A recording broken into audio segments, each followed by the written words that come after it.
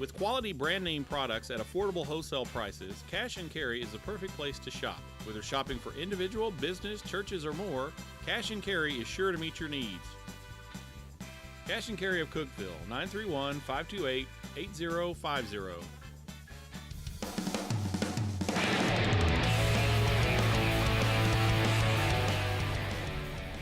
What's up here on the Dewayne Alexander Show, presented by IWC Cash and Carry. It's time for episode number 4. It's time for the introductions. He's Tennessee Tech head coach Dewayne Alexander. I'm your host, Dylan Vazano. Well, the Golden Eagles secured a lid on their non-conference slate this past Thursday in Logan, Utah. Coach, it's nothing but OVC play the rest of the way now. Yeah, and we're excited to get into league play. You know, we've had 3 very good opponents in our non-conference schedule. I certainly think it's made our team better. As coaches, we've learned a lot about our players and about our team and what their strengths are and weaknesses are, and our players have gotten better. I mean, our scoreboard has certainly not reflected what we wanted it to, but, you know, we've had a team that's competed real well against a Southern Conference opponent and against Kennesaw State, who's a top 5 team in the country, and then also Utah State, who certainly to me is a very good FBS team. Yeah, Utah State, that's, of course, the last game, and you saw them top 25, maybe down the line for a reason. That's as good as it comes. Absolutely. Very good team, all 3 phases, very good. Well coached, first-class coaching staff. Coach Wells and his staff, you know, treated us outstanding, you know, all while we were there. Very good football team, good quarterback, good defensive football team, a lot of speed on both sides of the ball, and very, very good special teams. Let's take a look at those game highlights. It's Tennessee Tech, it's Utah State. The game highlights brought to you by Wendy's of Cookeville.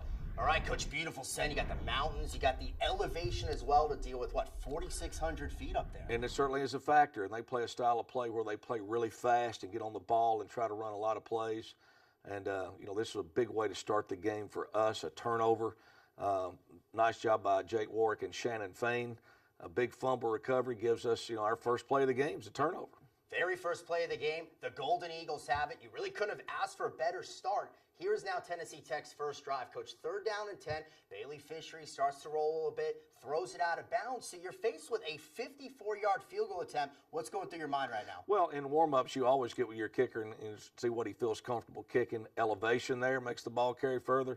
We had about a 5 to 8 mile an hour wind at our back, and felt like he could make it with no problem, and he did. He cleared it with 2 or 3 yards to spare. Great kick by Nick Madonia. No problem. 54 yards. That's the second longest kick in Tennessee Tech history. Okay, coming back, Utah State, the very next drive. It's an all Jordan connection. Love to Nathan. That's good for 12. Coach, they like to go quick. This pass on 3rd and 6, Ron Quavian Tarver for 11.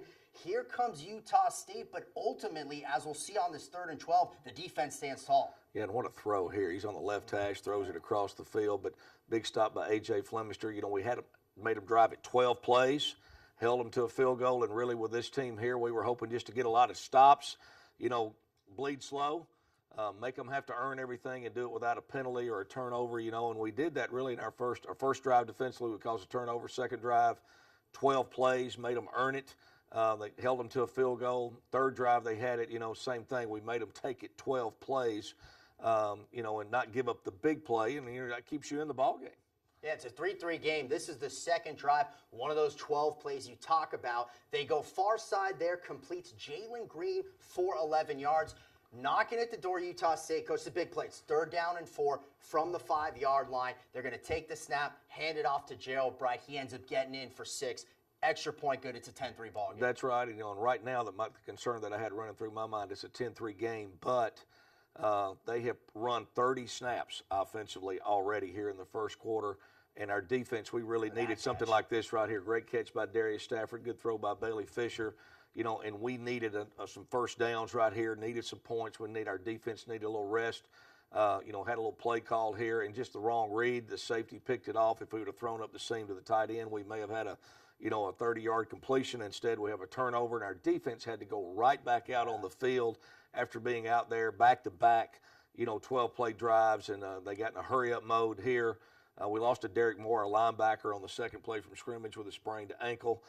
So we were a little thin, depth-wise there, and they hit us with a big one. And that really, to me, was the key turning point in the game, was that little series that happened right there. And the interception followed by Darwin Thompson, 65-yard touchdown. So 17-3. This is the very first play of the second quarter. 14 yards on the reverse by Savon Scarver.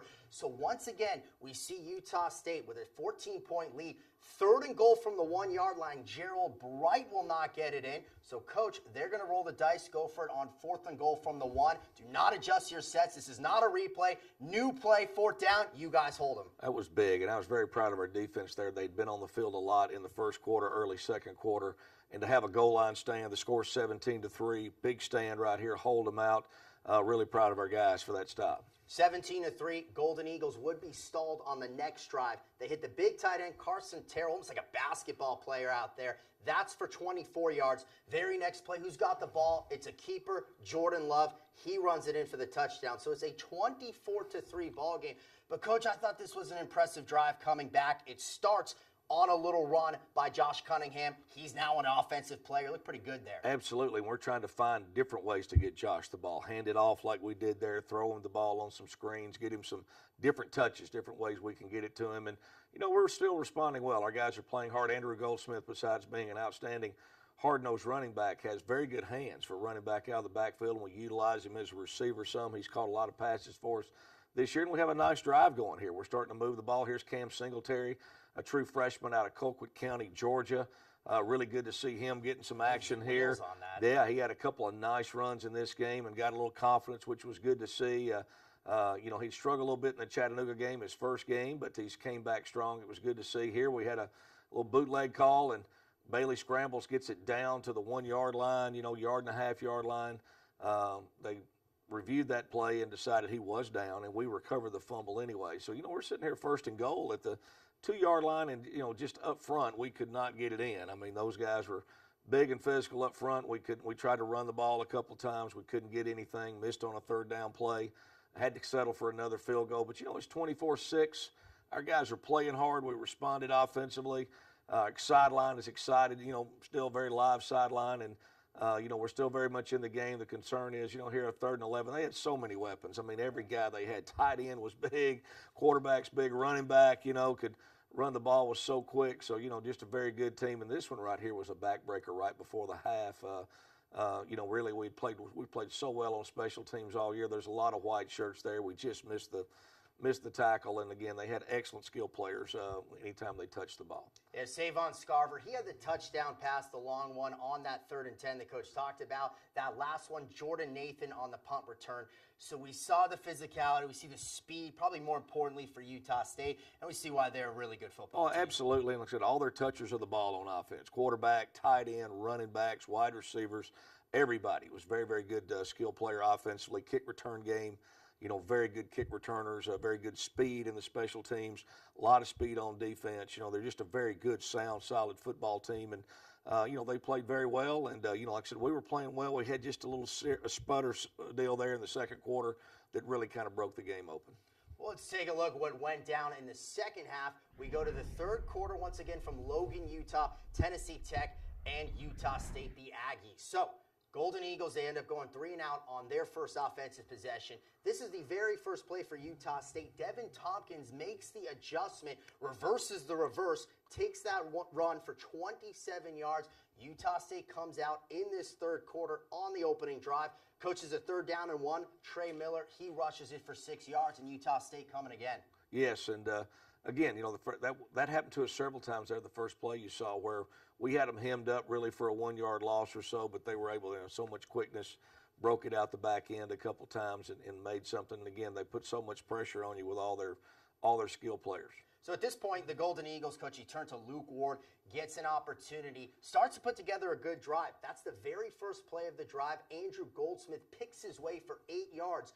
Don't sleep on the athleticism of Luke Ward. He sees the large opening. Coach, that's a 20-yard pickup. Yeah, that's a designed quarterback draw that we have where we motion the back out of the backfield, and he reads the linebacker. If the linebacker runs with the back, he keeps the ball. And, Luke is a big physical young man. He can run the ball. They were putting a lot of guys in the box, playing a lot of man coverage, and felt like we needed to run the quarterback some. And it's good to see him get a completion there. And Luke did a very nice job, very proud of him. He had an injury toward the latter part of fall camp, and he's now getting healthy and back 100% healthy. He's practicing well, and he competed very well in this game, and very proud of Luke Ward. He's a quality first-class young man. Hey, he's taking ball carriers with him, carrying the ball, I should say. Ends up 20 yards again, and we've seen this a few different times. Nick Madonia, his third of a career-high 4 field goals on the evening for the Golden Eagle place kicker. Speaking of kickers, okay, Haydar Zaydan, coach, watch number 15, Marcus McMeans.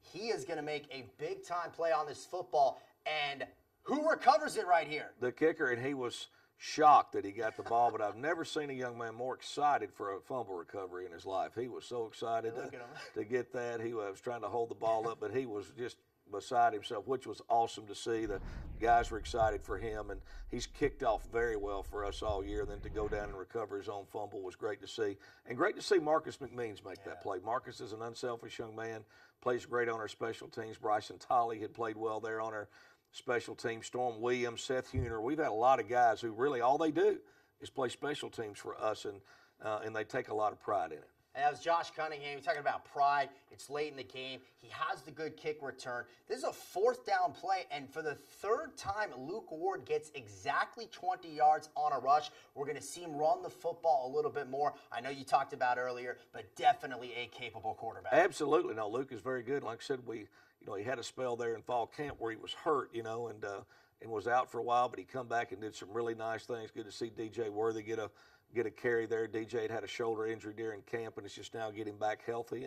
And Luke is a very capable leader of our team. This a career high. We said it earlier. Number 4 for Nick Madonia. He splits him from 45 yards out. Coach, he ends up going 4 of 5 on the evening in terms of field goals. He hit the 54-yarder. He hit the 45-yarder. We see it on the left, the bottom of the screen.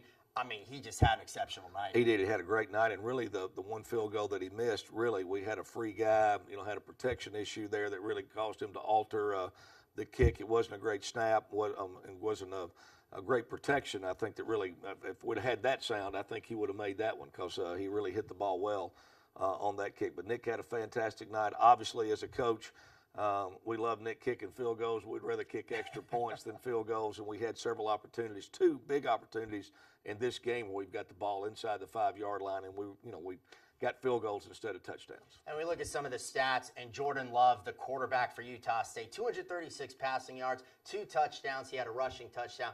Coach, he's only a sophomore. He looked every bit the real deal of a quarterback. He is the real deal. He's one of the best I've seen, and he had a great night. And he made a lot of those throws look really easy, a lot easier than what they are.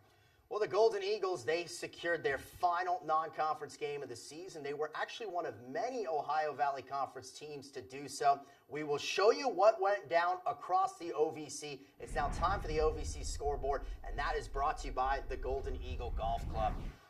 Coach, we're taking a look at the scores. One name you won't see. How about this? 2nd consecutive week, Tennessee State, due to weather, did not play. So you're seeing TSU with just 1 game under their belt. It was a victory against Bethune-Cookman. Some other games of intrigue. I'm looking Chattanooga, UT Martin, because that's a game you will play UT Martin. You, of course, have already played Chattanooga, and a pretty good one in Martin, Tennessee. Absolutely. Chattanooga had to go to Martin to win that game. At one point, they were up 27-7 in that game. Martin recovered an onside kick late to actually cut the score to make it what it was. Chattanooga really very solidly won that game.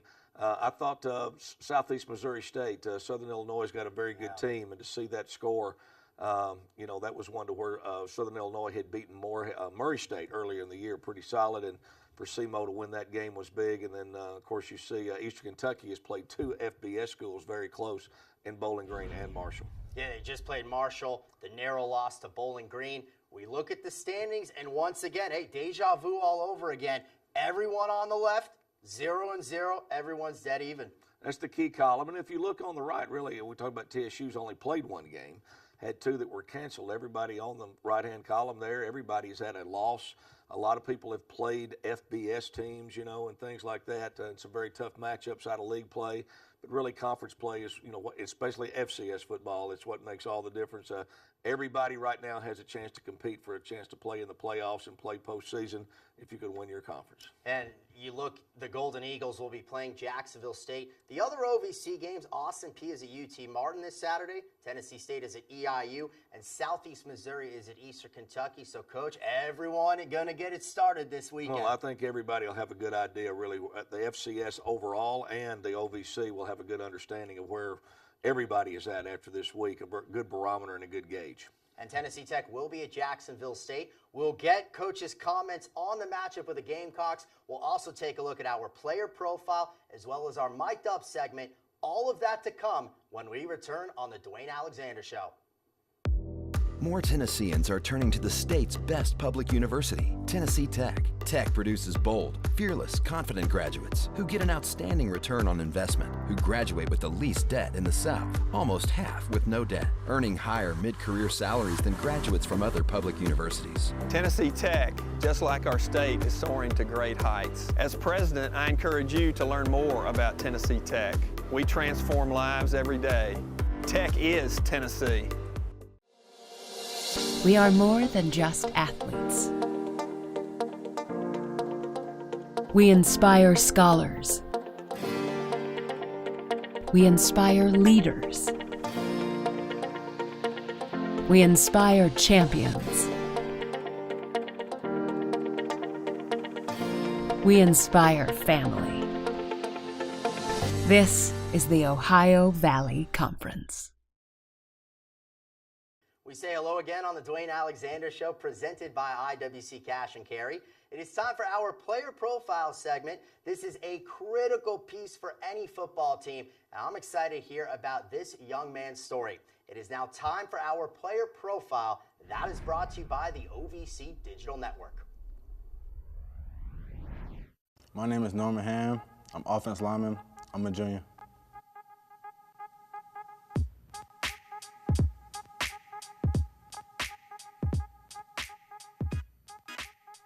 My major is sports administration, and when I leave Tech, I plan to join the Army.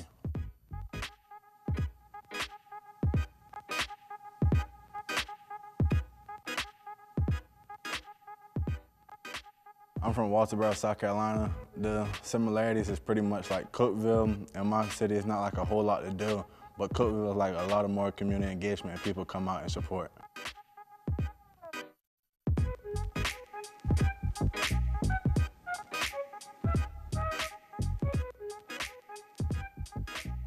The things that we do in Cookeville, like the back school bash, we help like pretty much with that. We pretty much like fill book bags and hand them out to kids that need help and support.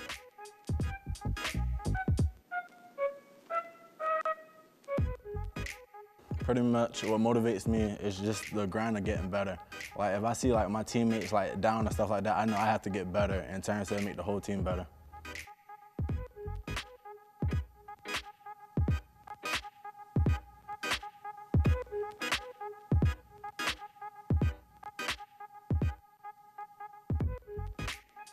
The biggest obstacle to me was my senior year in high school. I broke my leg and like I had like offers and stuff like that. Then pretty much nobody wanted me, and Tech pretty much called me. So that's the biggest obstacle I had to overcome.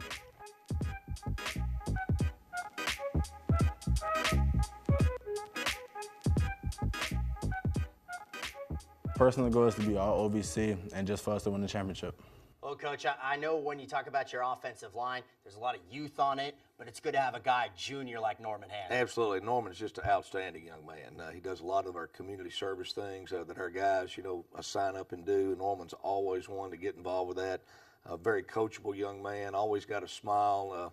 Great to have around just when he's in the office. We love having him around, love visiting with him. And, of course, my background is offensively and as an offensive line coach, and so I'm always kind of partial to those guys and drawn to them, and Norman's doing an outstanding job for us. Well, your background, you said offensive line coach. Our Mic'd Up is your offensive line coach, so you're going to be a tough customer here to please. Absolutely. I was going to be picky who I picked as the offensive line coach because, a lot of some of these guys I had coached, or recruited, so I wanted to make sure that we had somebody good to coach your offensive line. To me, it's the most important position that you have, your offensive line, your defensive lines, and Jake Thornton is somebody that I saw when I was working camps at Alabama. I would go down and work a O-line camp at Alabama, and I observed Jake coaching at those camps. Knew his college coach, Mark Spear, who was an outstanding guy and a good character guy, and he spoke very highly of Jake, and he was one of my first calls, and so excited to have him on board. Jake Thornton, he is our Mic'd Up. Let's take a look at the segment. One more time, it is Mic'd Up, brought to you by Pepsi.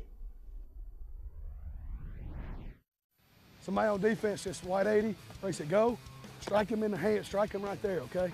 Strike him right in the chest. So take your hand, put it down his chest, and then when he punches his hands, try to shoot your hand right there. Lower your pad level, Manny. Sink your hips, sink your knees and sink your hips. Good, good, good, good. Strike it, good. Time it up, good. Time it up, time it up. Good, hands tight. Now, come here, Bryce. I don't have to. You're trying to overextend your body right here, okay? I don't have to do that. My main goal on the front side is to get movement out of here. You got me? I don't have to put my head out here. I want to just put my head down the middle of them and get them out of the way, okay? Here we go. Left guard, center's up. Working a single. Good, Mike. Run your feet. Good. Good, Mike. Good, Mike. That's a nice job. Nice job, Mike.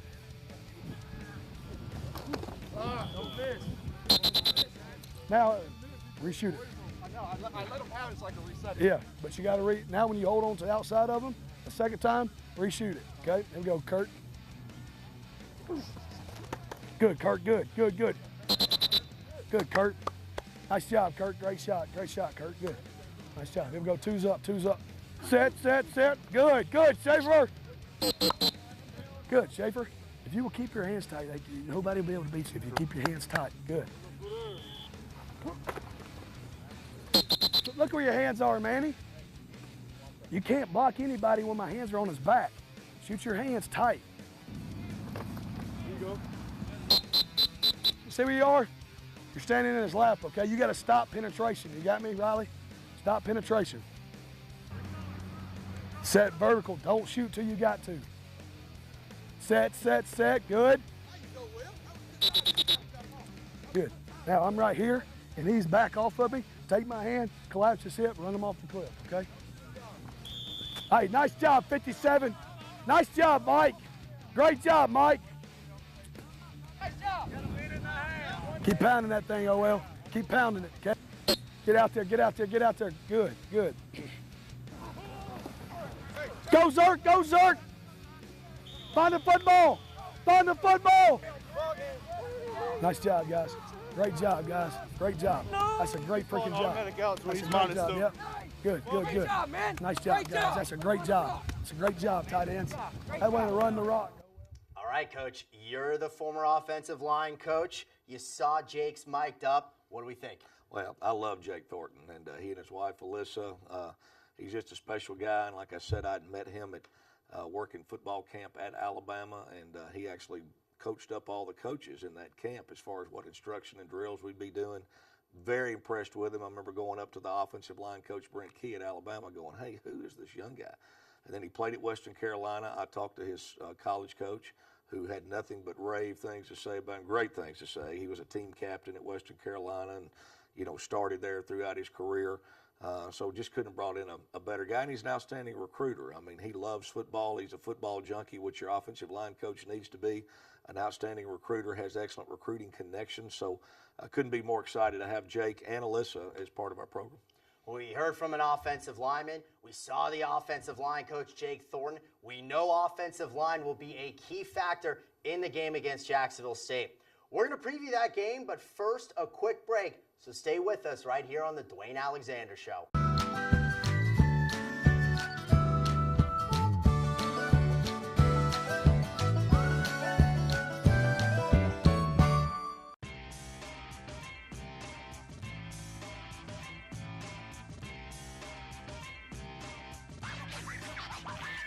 One hit high and deep. Back of the end zone. Brown got it. Moore drives inside. Put it up. This one swung and missed it. Now Smith again. Block point Tech. Nice turnaround by Johnson. Near post. Kick in. Any place, anytime. Find it here. The OVC.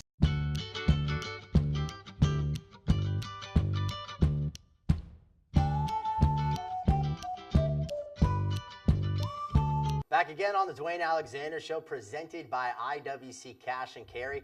All right, Coach, it's time to preview the matchup against Jacksonville State OVC play finally here. It is here, and if you're going to start OVC play, you may as well start out playing the best on the road at their place. Jacksonville State obviously has a great atmosphere down there, outstanding program. They are 4 times conference champs in a row. They have won 32 straight conference games of their preseason picked first, and as I've alluded to before, they're still king of the mountain in the OVC until somebody knocks them off, and certainly the Tennessee Tech Golden Eagles are going to go down to Jacksonville, Alabama on Saturday, and hopefully be the ones to do that. But they've got a very good football team. They're very well coached. They have excellent skill players on both sides of the ball. And always, Jacksonville State, to me, the thing that's always defined them in the years that I've been in the league and competed against them, they always have outstanding offensive line and defensive line. So they're very physical up front on both sides of the ball. They stop the run, and they very good running the football, and that's where it all starts. And for us to have success on Saturday, you know, we're going to have to be able to hold up well in the offensive and defensive fronts. Yeah, let's take a look at it. This week's opponent, that is brought to you by the Golden Eagle Golf Club. I mean, Coach, we see the highlights right here. We know all about Jacksonville State. This is the matchup the last time that the Golden Eagles were there 2 years ago. But, Coach, they're as stout as you come on the offensive and defensive line. Absolutely, and they always have big physical running backs. You know, they've always had a good stable of running backs. You know, very good running football team. They take a lot of pride in being able, like I said, to run the ball. And they take a lot of pride in being able to stop the run. They're going to put guys up there, have big defensive linemen. They're going to crowd the line of scrimmage and force you to try to throw the ball. And they do a very good job. And I've been very impressed with their style of play. And it's proved to be, you know, they've been a team, made it to the national championship game, you know, not long ago. And they've had a lot of success here in the OVC.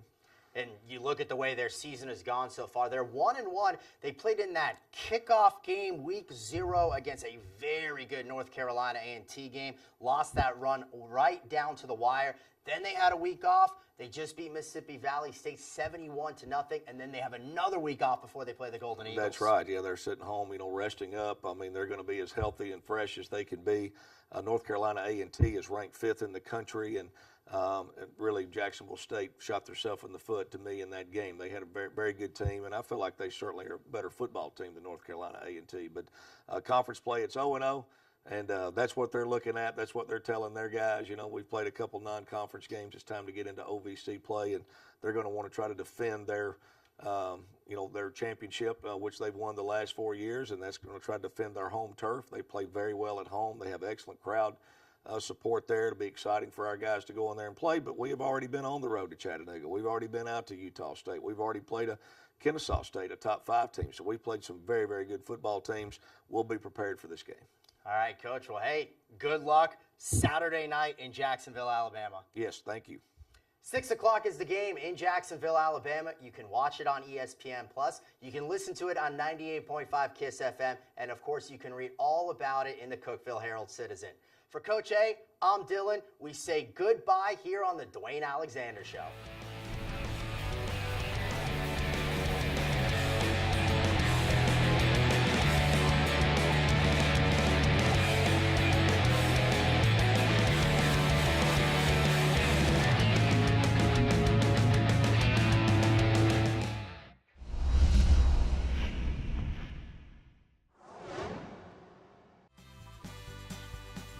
With quality brand name products at affordable wholesale prices, Cash and Carry is the perfect place to shop. Whether shopping for individual, business, churches, or more, Cash and Carry is sure to meet your needs. Cash and Carry of Cookeville, 931-528-8050.